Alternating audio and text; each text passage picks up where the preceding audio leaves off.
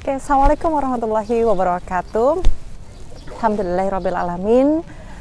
Hari ini saya ingin berbagi tentang bagaimana mengelola lapar kita ketika berpuasa menjadi lebih berkesan, seperti itu. Puasa itu kan menahan diri. Kita pasti dalam sehari-hari kita merasa berlapar-lapar. Tetapi bagaimana sih sebenarnya, apa bisa rasa lapar yang harus kita tahan dalam 12 jam sehari itu supaya tidak merasa betul-betul lapar? Sebenarnya ada beberapa tips untuk kita bisa mengisi hari-hari kita dalam berpuasa ini sehingga merasa lebih nyaman ketika kita berpuasa, tidak terlalu rasa lapar yang sangat. Paling tidak yang pertama adalah niat. Yang pertama adalah niat. Kalau puasa wajib Ramadan, bulan Ramadan, pasti malamnya setelah sholat isya, setelah sholat tarawih sudah kita niatkan untuk paginya kita berpuasa Ramadan.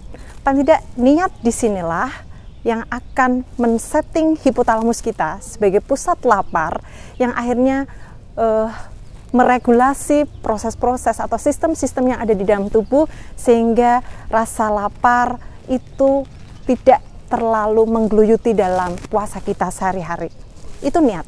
Sangat berbeda ketika kita niatkan mau berpuasa dengan tidak niat berpuasa. Pasti rasa laparnya akan berbeda.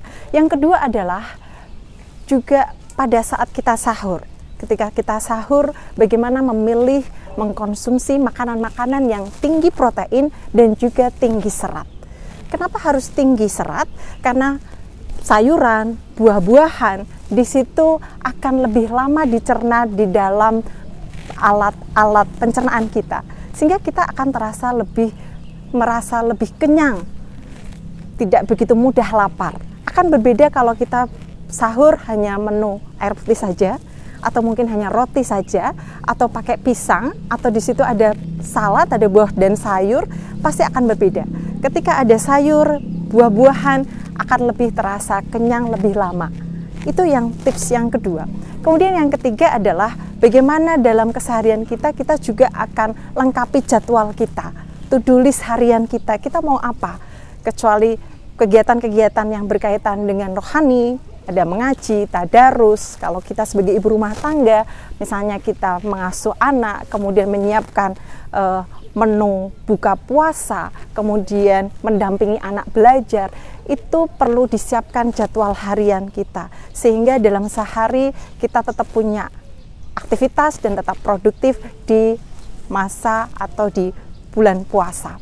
Kemudian yang keempat adalah bagaimana waktu dalam kita sehari itu kita juga sempatkan untuk berolahraga. Karena ketika berolahraga, hormon endorfin, kita merasa nyaman, kita merasa bahagia, dan yang pasti kualitas kesehatan kita juga akan meningkat.